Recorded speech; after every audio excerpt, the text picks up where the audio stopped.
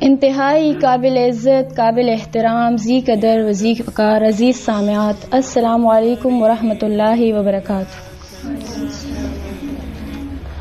التجا ہے دربار الہی کے اندر کہ وہ مجھے حق سچ کہنے اور سمجھنے کی توفیق نصیب فرمائے، اور بعد ازاں مجھے اور آپ سب کو عمل کی بھی توفیق نصیب فرمائے، آمین۔ عزیز سامعات، اس فانی دنیا میں جس کی نعمتیں فانی ہیں، جس کی خوشی فانی ہے، جس کا غم فانی ہے، جس کی لذتیں، جس کی بادشاہت، جس کی دولت، جس کی صحت، ساری چیزیں فانی ہیں۔ اس فانی دنیا میں اللہ رب العزت نے انسان کو بھیجا اور لا فانی یعنی نہ ختم ہونے والی دنیا کی آبادی اور اس کی کامیابی کے لیے اس کو موقع دیا کہ اس نہ ختم ہونے والی زندگی کے لیے اس فانی زندگی میں کچھ ایسے اعمال اور کام کر کے جا کہ تجھے موت کے وقت بھی شرمندگی اور رسوائی نہ ہو، موت کے بعد بھی رسوائی نہ ہو، اور جس دن میدان محشر میں کھڑا ہو رب کے سامنے، رب کے روبرو پیش ہو، تو اس وقت بھی شرمندگی اور رسوائی نہ اٹھانی پڑے۔ عزیز سامعات، موت ایک ایسی اٹل حقیقت ہے جس سے کوئی بھی نہیں بچ سکتا۔ کیا ہم شب و روز مشاہدہ نہیں کرتے کہ موت کس طرح دوست، احباب، آل اولاد اور عزیز و اقارب کو چھین کر لے جاتی ہے؟ جب مقررہ وقت آ جاتا ہے تو پھر موت نہ بچوں کی کم عمری، نہ والدین کا بڑھاپا، نہ بیوی کی جوانی، اور نہ ہی کسی کی خانہ ویرانی دیکھتی ہے۔ کیا ہم نہیں جانتے کہ موت سے کسی کو مفر نہیں؟ نہ اس سے شاہ بچے، نہ گدھا، نہ صالحین اور نہ انبیاء، حتیٰ کہ نہ موت بچے گی، نہ ملک الموت۔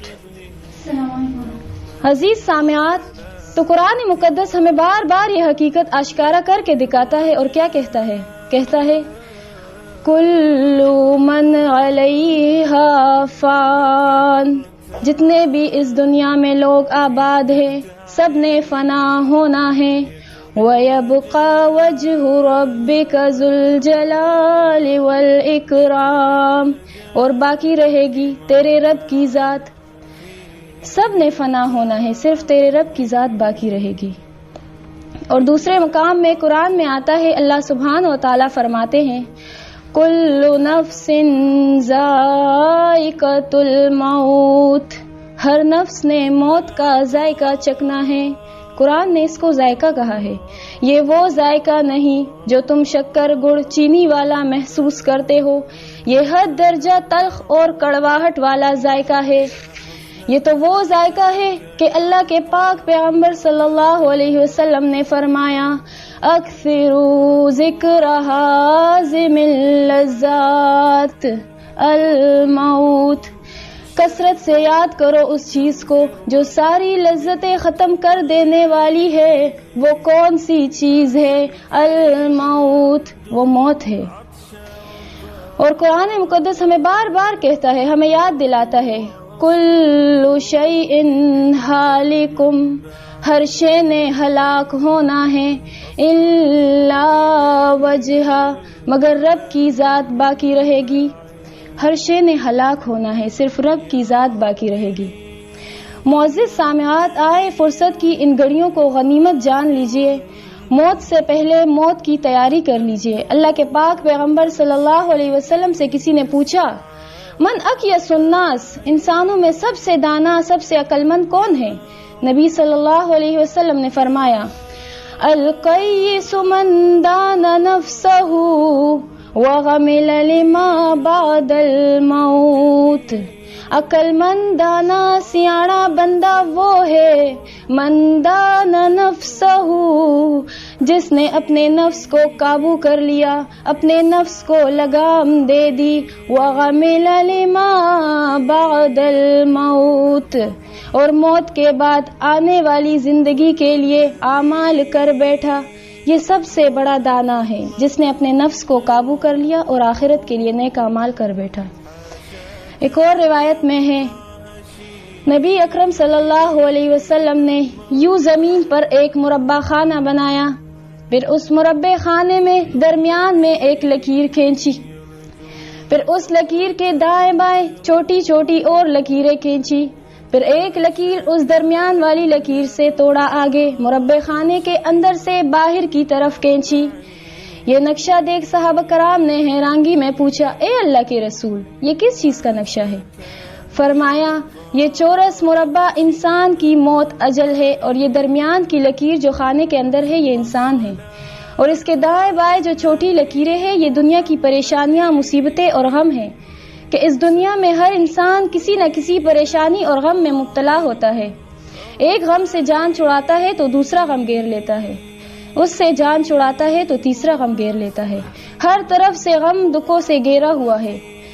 پھر صحابہ کرام نے فرمایا اے اللہ کے رسول، یہ جو ایک لکیر خانے کے اندر سے باہر کی طرف کھینچی ہوئی ہے یہ کیا ہے؟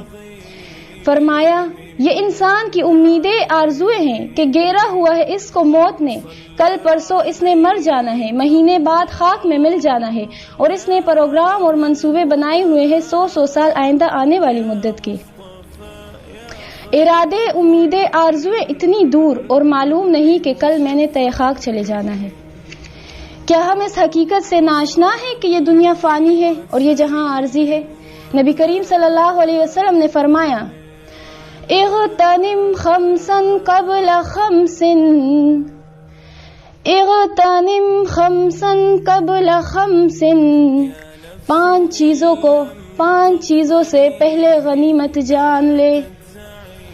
شبابک قبل حرمک، جوانی کو بڑھاپے سے پہلے غنیمت جان لے۔ وصحتک قبل سقمک، صحت کو بیمار پڑ جانے سے پہلے غنیمت جان لے۔ وغناک قبل فقرک، اپنی مالداری کو فقر و فاقر میں مبتلا ہونے سے پہلے غنیمت جان لے۔ وفراغک قبل شغلک، اپنی فرصت کے لمحات کو اپنی مشغولیت سے پہلے غنیمت جان لے۔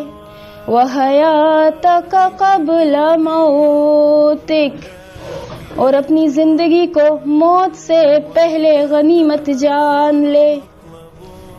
ذرا غور فرمائیں، ہم لمحہ بلمحہ موت کی جانب بڑھ رہے ہیں، گردش لیل و نہار ہماری عمر کو دیمک کی طرح چاٹ رہی ہے۔ جو چیز ہر روز کم ہوتی ہے وہ بالآخر ختم ہو ہی جاتی ہے، جو لمحہ گزر جاتا ہے وہ کبھی واپس نہیں آتا۔